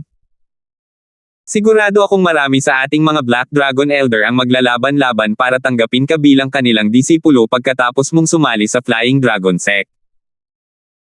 Batay sa iyong talento at lakas na ipinakita mo, hindi ka nalalayo sa ating tatlong pinakabatang White Dragon Elder. Matapos purihin si Alvin, ibinigay ng Inner Deacon ang kanyang Soul Pearl kay Alvin at nagpatuloy sa pagsasabing, ako si Hines. Isa akong Inner Deacon ng Flying Dragon Sect. Huwag kayong mag-atubiling makipag-ugnayan sa akin pagkatapos ninyong sumali sa Flying Dragon Sect. Masasagot ko ang mga tanong ninyo tungkol sa sekta. Salamat, Deacon Hines, sabi ni Alvin matapos makipagpalitan ng Soul Pearl kay Hines. Dahil medyo sigasig ang kabilang panig, nahirapan siyang maging malamig sa kabilang panig. Sa oras na ito, isang matandang lalaki, isang Inner Elder ng Flying Dragon Sect, ang lumapit kay Alvin at sa iba pa at sinabing, dadalhin ko kayong lahat sa lupain ng Flying Dragon Sect. Malapit nang magsimula ang pagsusuri sa mga Inner Disciples. Habang pinapatnubayan ng matandang lalaki ang lahat papasok sa Flying Dragon Sect, paminsan-minsan ay susulyapan niya si Alvin na may mga matang nagniningning sa paghanga. Habang papunta sila sa isa sa 9 na hanay ng bundok, sinabi niya, ang pangalan ko ay Olsen. Ako ay isang Inner Elder ng sekta. Patuloy na ipinakilala ni Olsen ang mga lugar sa ari-arian ng Flying Dragon habang sila ay gumagalaw. Dadalhin kita sa Fire Dragon Mountain ng aming sekta. Maraming bulkan doon. Hindi mo na talaga sila makikita ngayon. Nakahiwalay ang mga ito dahil sa isang formation. Itatago ng formation ang lava kapag may pagsabog kaya hindi maaapektuhan ang ari-arian. Pinaikit ni Alvin ang kanyang mga mata habang nakatingin sa unahan. Sa katunayan, pagkaraan ng ilang sandali, nakakita siya ng ilang bulkan. Gayunpaman, dahil napapalibutan ang mga ito ng maraming luntiang bundok, medyo hindi ito kapansin-pansin. Nakita niya ang isa sa mga bulkan na nasa gitna ng pagbuga ng lava, at tulad ng sinabi ni Olsen, ang lava ay napigilan at na-neutralize ng formation. Dati, nakakita ako ng mga sulyap ng maliwanag na liwanag. Akala ko ay sikat ng araw. Lumalabas na galing pala ito sa lava, sabi ni Norvan, na nakatayo sa tabi ni Alvin, ganito siguro nakuha ang pangalan ng Fire Dragon Mountain. Di nagtagal, nakarating sina Olsen at ang iba pa sa gilid ng isa sa mga bundok malapit sa bundok ng Fire Dragon. Mayroong isang malaking platapormang bato na maraming taong nakatayo rito. Matapos masilayan ng mabuti, natuklasan ni Alvin na sila ay mga kalahok mula sa dalawang pangkat ng edad. Sina Pojen, Killian, at TJ ay natural na kabilang sa mga taong ito. Ang dalawang pangkat ng edad ay nakatayo ng magkahiwalay. Dahil dito, si Alvin at ang iba pa ay tumayo rin ng magkakasama. Alam ni Alvin na nakahiwalay pa rin sila sa iba't ibang pangkat ng edad dahil ang mga pagsusulit ng Flying Dragon Sect ay may iba't ibang antas ng kahirapan para sa iba't ibang pangkat ng edad. Hindi tulad ng Latent Dragon Grand Contest, ito ay upang ang mga nakatatanda ay hindi magkaroon ng kalamangan sa mga bata. Pagdating nila, muling binomba si Alvin ng mga mensahe ng pasasalamat mula sa mga miyembro ng angkan ng Langston at ng angkan ng Meyer.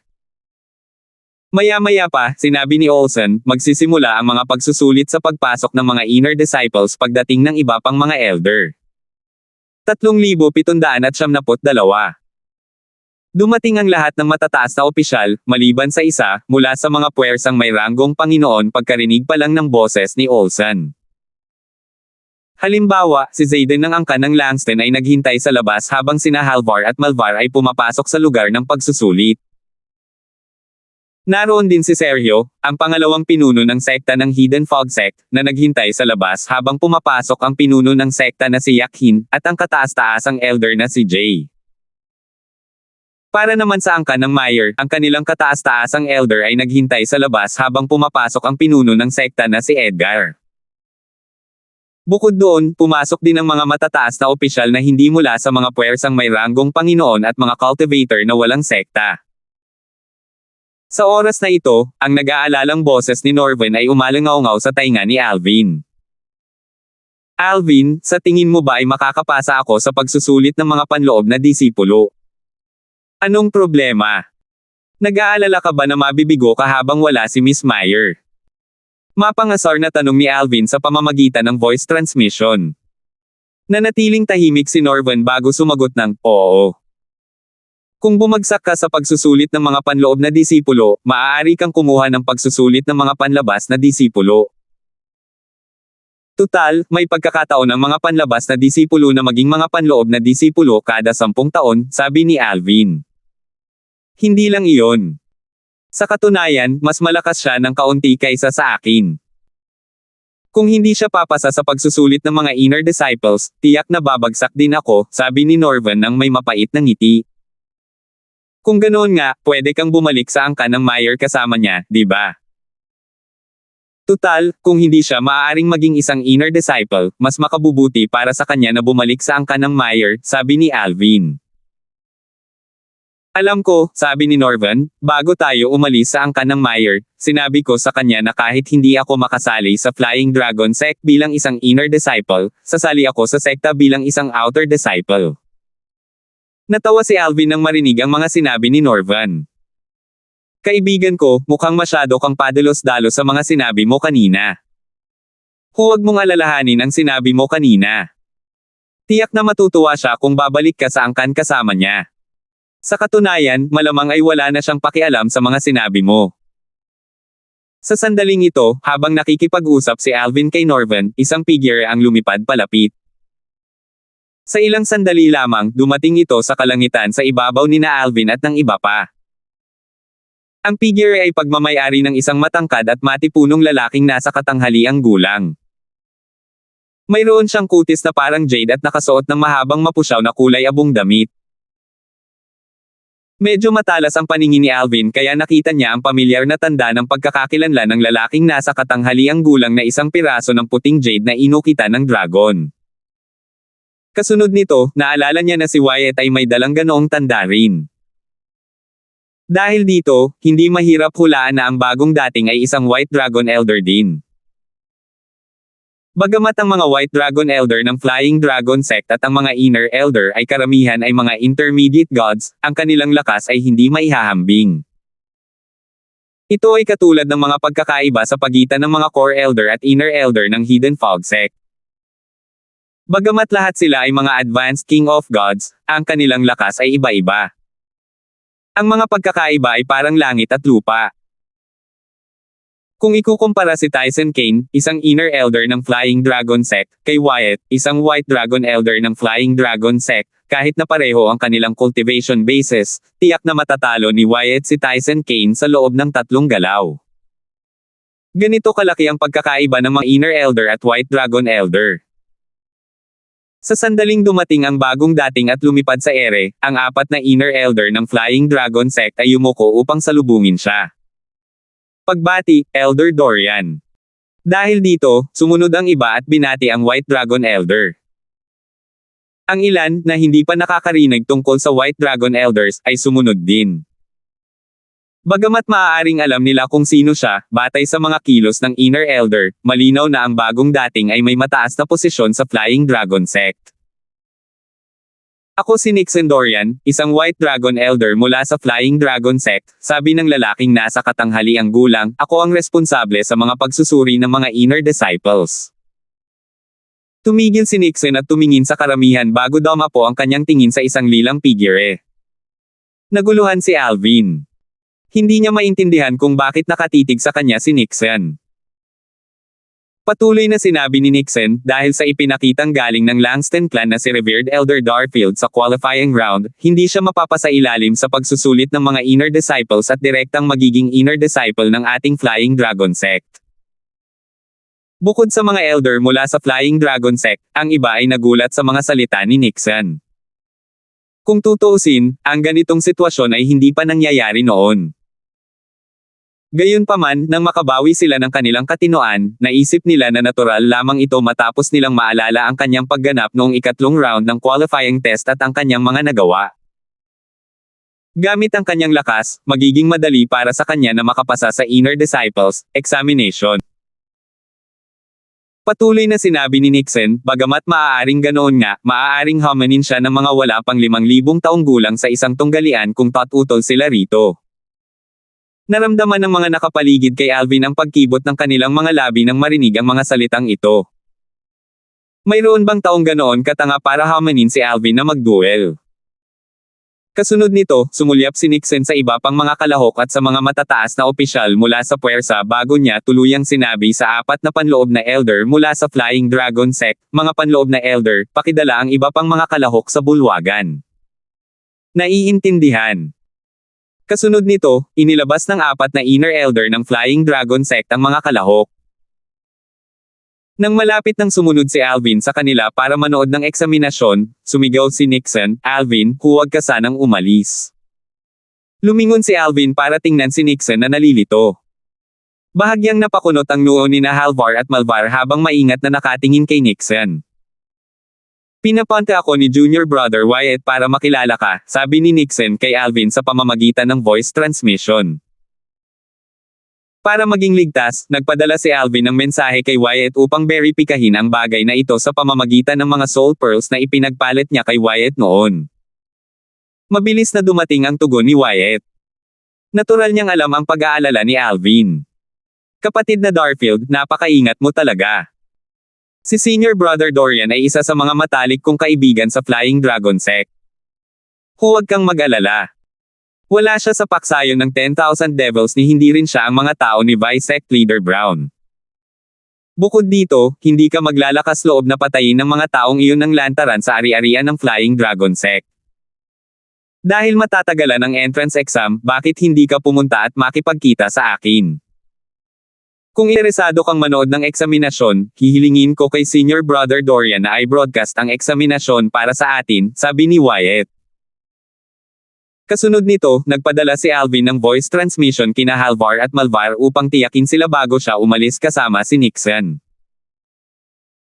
Sa kanilang paglalakbay upang makilala si Wyatt, papuri na sinabi ni Nixon, hindi ko pa nakitang humanga si Junior Brother Wyatt sa isang tao na gaya ng paghanga niya sa iyo.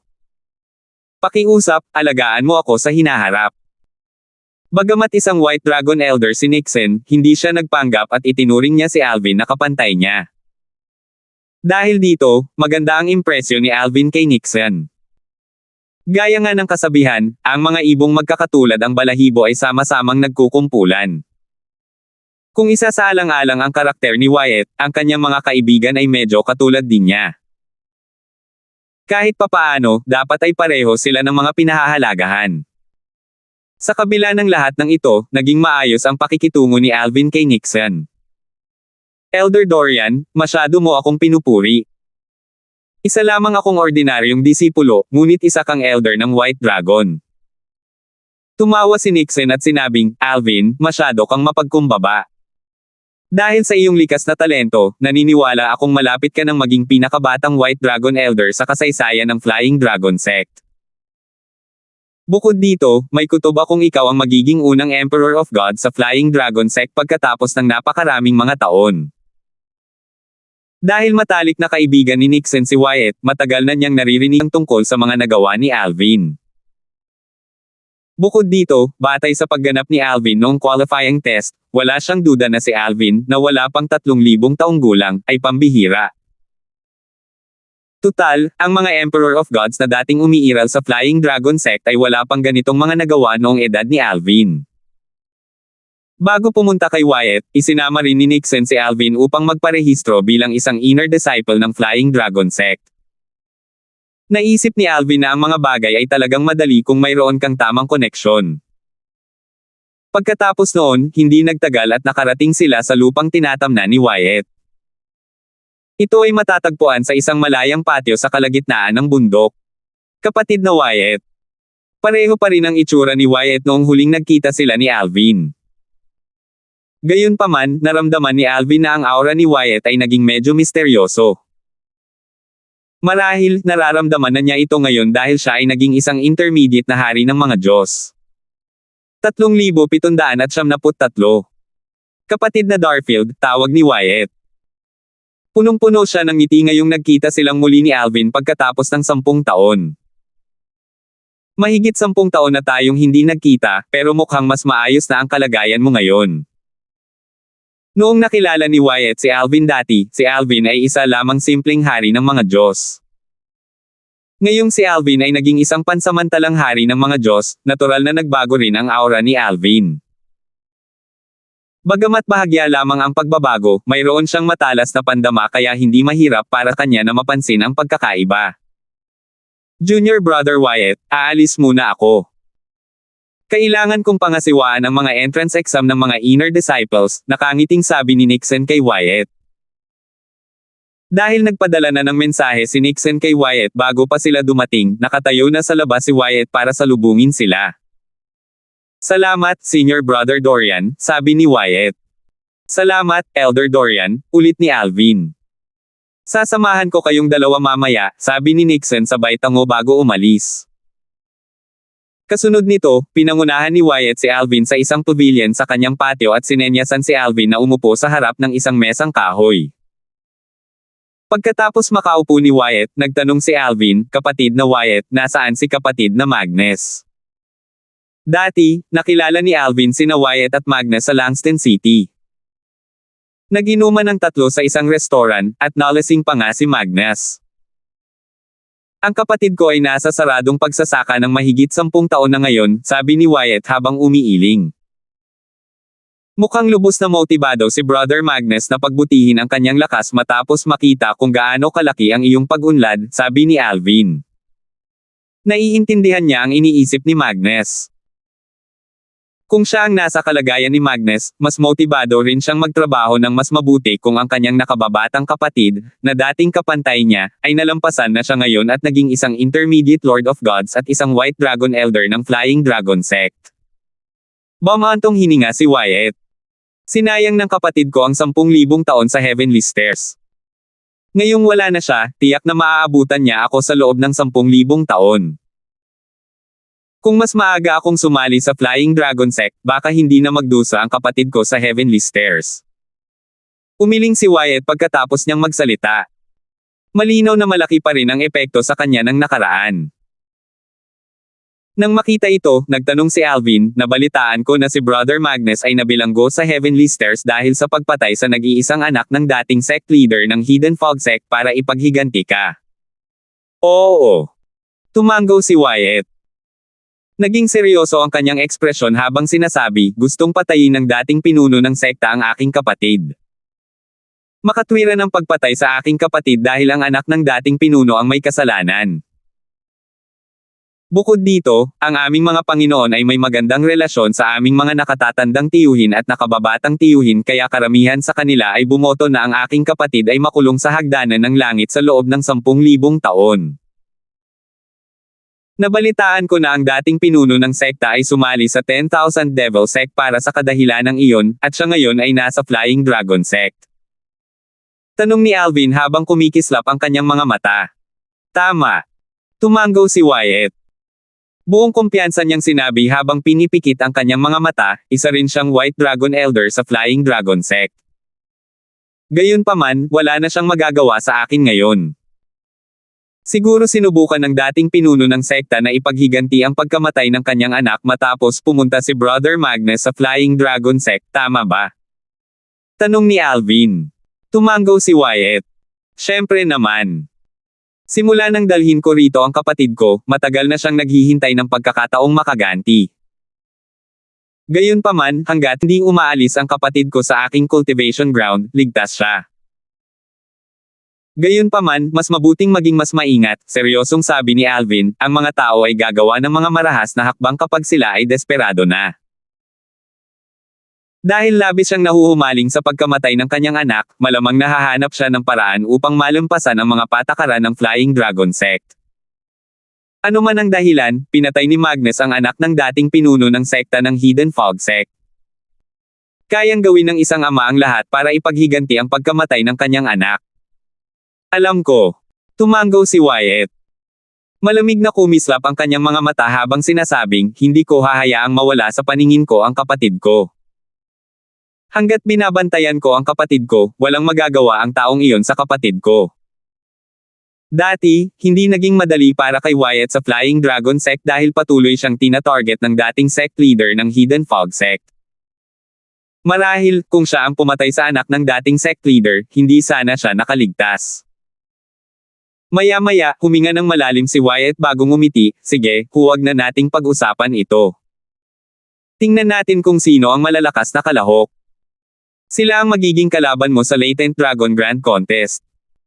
Kasabay nito, isang imahe ng salamin ang naipakita sa hangin sa pamamagitan lamang ng pagkumpas ng kamay ni Wyatt.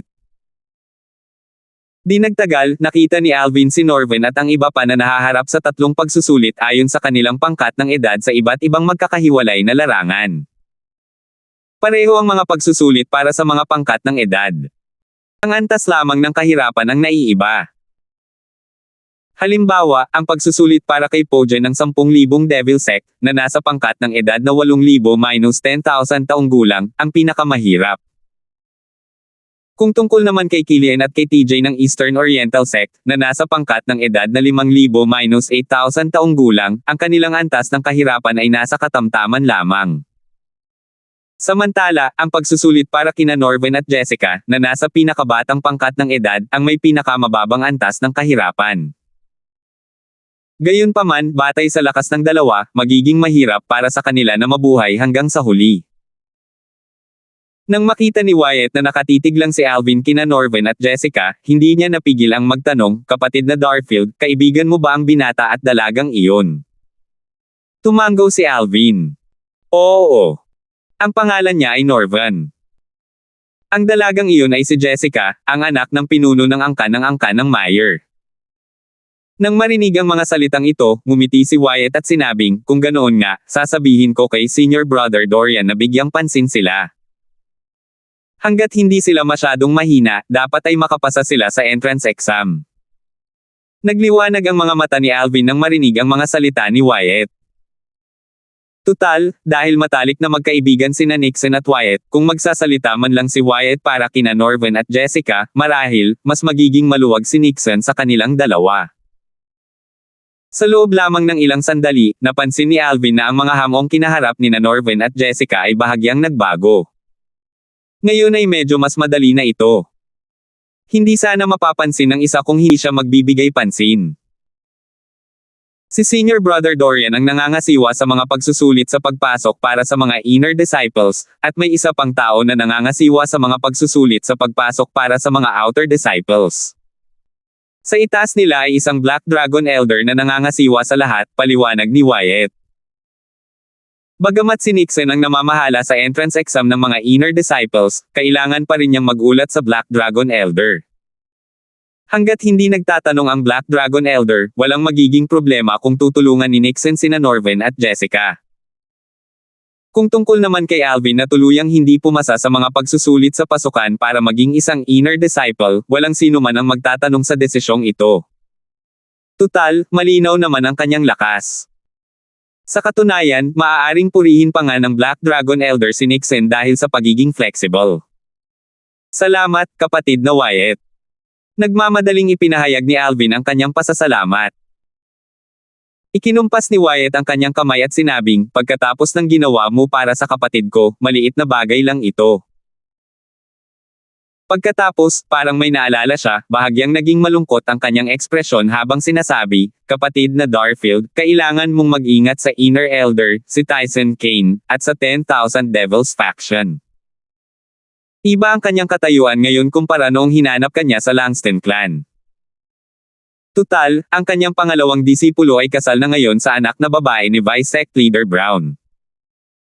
Sa nakalipas na 20 taon, ang 10,000 Devils Faction ay lumakas kaysa sa Hidden Fog Faction sa Flying Dragon Sect.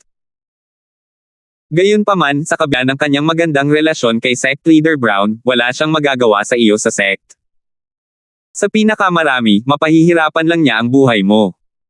Kung gusto kanyang patayin ng hayagan, kailangan kanyang hamanin sa isang buhay o kamatayan na tunggalian. Natural lang, maaari mong piliin na tanggapin o tanggihan ang hamon. Hanggat hindi ka aalis sa sect, dapat ay medyo ligtas ka. Kung talagang kailangan mong umalis sa sect, ipaalam mo sa akin. May sasamahan ako sa iyo. Gusto ko. Sasamahan kita, pero pwede na akong umalis dito dahil kailangan kong alagaan ang kapatid ko. Kapatid na Wyatt, salamat sa paalala. Tatandaan ko ang mga sinabi mo, tango ni Alvin. Ngumiti si Wyatt at sinabing, nakalimutan kong hindi ka na miyembro ng Hidden Fog Sect. Base sa katayuan mo sa angkan ng Langston, tiyak na paprotektahan ka ng pangkat ng Langston dahil mataas ang tingin nila sa iyo. Sigurado akong handa ka nilang protektahan. Bumantong hininga si Alvin nang marinig ang mga salita ni Wyatt. Naalala niya si Renjin, na nawala ng posisyon bilang pinuno ng angkan ng Langston dahil sa kanya. Kung maaari, ayaw na niyang magkautang pa sa angkan ng Langston. Malaki ang utang na loob niya sa kanila. Para matubos si Renjin, kailangan niyang tuparin ang kanyang pangako sa angkan ng Langston upang maibalik si Renjin bilang pinuno ng angkan ng Langston. Salamat po at sinamahan ninyo ako, ingat lagi mga master.